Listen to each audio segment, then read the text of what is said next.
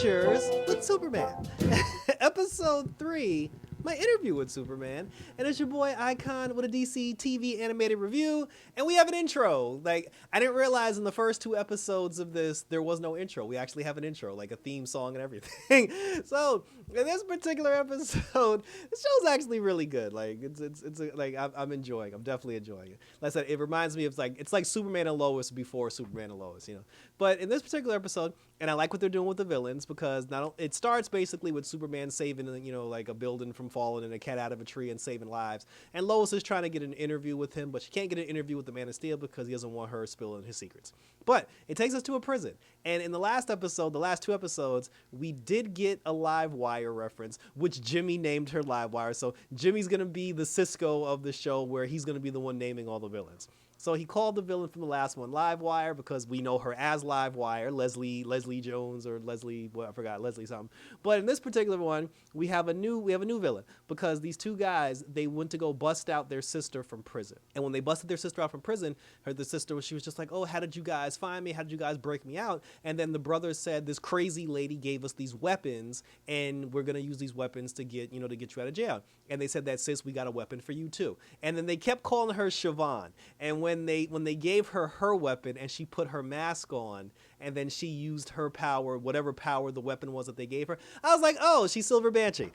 You know, because in the Supergirl TV show, her name was Siobhan Schmite, or like, yeah, I believe her last name was Schmite, but in this one it's like Siobhan McDougal. So what they're doing is they're keeping the first names of all the Superman villains, but they're changing their last names. I don't know, maybe just to do something different or just to try to throw us off so we don't know who it is until the big reveal. But I'm like, I know Siobhan. And so Silver Banshee's on the show now. So she got, and then I'm assuming the crazy lady that gave them their power was Amanda Waller, and they called themselves Inner Gang. Like I said, it's Inner Gang, damn it, because that's where all the weapons come from. But Superman, he's having reactions to certain things. Like he's seeing images, his eyes are turning blue, he's connecting with the crystal. My guess is the technology that Amanda Waller is giving these criminals, it's made from Kryptonian technology. That's my assumption based on what happened in this episode. And because the weapons are made from Kryptonian technology, it's reacting to Superman and it's causing Superman to see images of the past, you know, like past deeds in Krypton. So now Clark, Jimmy, and Lois, they got kicked off the Superman story. Cat Grant, along with 2 other people, they're the senior reporters on the team. So Perry White told them to take all the information that Lois and the gang got, and he wants them, Cat Grant, I like the Cat Grant character. He wants them to follow up on the Superman story. So now they're trying to figure out what can we do now? How can I get my interview with Superman? But then they find out that Siobhan and the rest and the Inner Gang, they broke her out of prison. So then Clark is like, he's like, "Well, let's go after this story." He said, "Forget about this," because, you know, he's Superman, so he's trying to throw her off the scent. He's like, "Forget about the Superman story. Let's try to do this criminal thing. Let's try to find out who these Inner Gang criminals are. Let's bust them, bring them to justice, and then we can get ourselves in with Perry White." And then Lois is just like, "Okay, fine, we'll do that." And then she said, "Then we'll secretly get ourselves captured, which will bring Superman in, and then we can ambush him, and then we can interview him," which is pretty much what happened. So they go down to the prison and try to get some clues. They get the clues that they want. When they get the clues, they find out that Inter Gang is going to pull a bank heist, you know, somewhere between 4 and 5 o'clock. They go down to the bank. When they go down to the bank, like Siobhan, Silver Banshee, Inner Gang, they're there. They're doing the bank heist. They do have their weapons. They have their Kryptonian weapons. They also have this big-ass ice machine that they're using to freeze everybody inside the bank. Clark says he's going to go call for help, which then he turns into Superman. Lois and Jimmy, they're trying to get people to safety because everybody's in danger. Superman shows up, flies into the bank. You know, he has the fight with Inter Gang. And, you know, they rough him up for a little bit because the thing with Siobhan's power, because she's the Silver Banshee and she has, like, voice harmonic powers, Superman has super hearing. So those type of powers would hurt him, would legitimately hurt him. But then when the machine went out of control because they accidentally like froze the machine, and then like the dude, he busted the machine broke, and then like it started going haywire. It turned into like these 3 crystals that formed into one crystal. And then that's when Superman started like reacting to it and everything. And I'm like, oh, their weapons are made from Kryptonian technology. While the ice machine was going crazy and it was freezing the entire Metropolis, Superman included, because he got frozen and everybody was getting frozen. This is the moment, because again, Superman doesn't have all of his powers yet. So there's going to be moments where all of his powers manifest. This was the moment when the ice, when the ice machine was going haywire.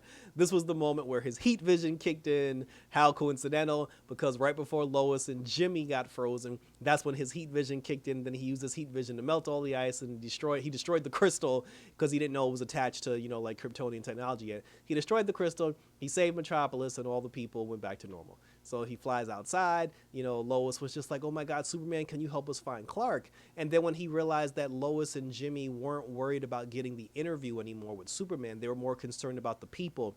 They were more concerned about getting people to safety. They were concerned about Clark. And then because Cat Grant was on the way because she was trying to get her interview with Superman, he was just like, you know what? He said, Miss Lane, he said, I'll do the interview. And then he picked up Lois and he flew her back to the Daily Planet. So the two of them had the interview. Lois was just like, so who are you? And he was like, I don't know. She was like, where do your powers come from? And he was like, I'm still figuring that out. And then she was just like, well, what's your goal? Like, are you human? Are you alien? He was like, honestly, I don't know. And he told her straight up, he was like, look, I don't know nothing. He said, I don't know where I came from. I don't know where I got these powers. I'm still trying to figure this out myself. But I do know one thing. I'm here to keep the people of Metropolis safe, from evildoers. And until I figure this stuff out, don't worry, because Superman is on your side and he's somebody that you can trust. And then after that, he dipped. So then Clark showed up. And that was weird because if you're Clark, you should not have appeared on the roof of the Daily Planet. You should have been back at the bank with Jimmy, and you should have lied and said, hey, I turned into ice, and then when I got unfrozen, Lois was gone. What happened? Because now it makes it seem like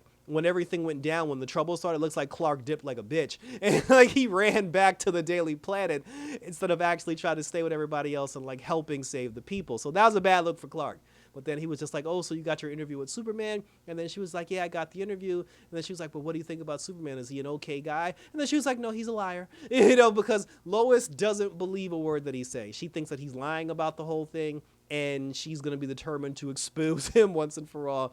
But she does have a thing for him, and now the love interest, the unofficial official love triangle between Clark, Superman, and Lois has officially begun. That's how the episode ended, and thank you for tuning in.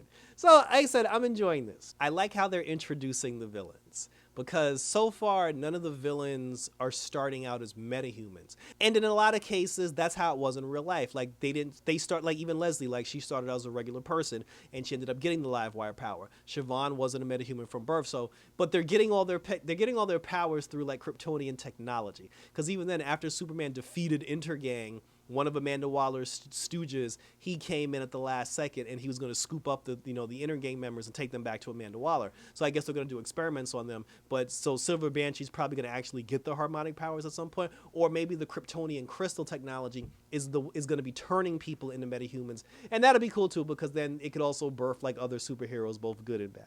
So this, I said, but it's good, and I like the fact that Lois isn't all of a sudden buying what Superman's selling. Like, she is smitten with him as a person. But because he didn't have any answer, she's like, nah, I call bullshit. Like, you should. It's like, bro, like you're flying around with heat vision and super strength. You gonna tell me you don't know nothing about nothing? So I like that dynamic of it too. But let's see where this goes. Like I said, this is definitely interesting. And I like Jimmy being like the nerd who's gonna name everybody and everything, and the Cat Grant thing. Let's say your questions and comments and concerns down below. It's only a matter of time before we get another superhero that's not super. I mean, we ain't gonna get a Batman, but who knows? Who's gonna be the first Justice League character that appears on this show? That's the question. Share your question down below, and we'll continue to talk about it. So check out my other reviews. Hit the notification bell, like and or subscribe to my channel, because I got Warrior on the channel, which is going strong, and I got Marvel's Secret Invasion going up on the channel. Only 2 episodes left for Secret Invasion, and then when Harley Quinn starts on the 27th, we're going to review that as well. So up and away, guys. Until next week, take care. Watch out for the press, because they coming for answers. And until next week, we're out this.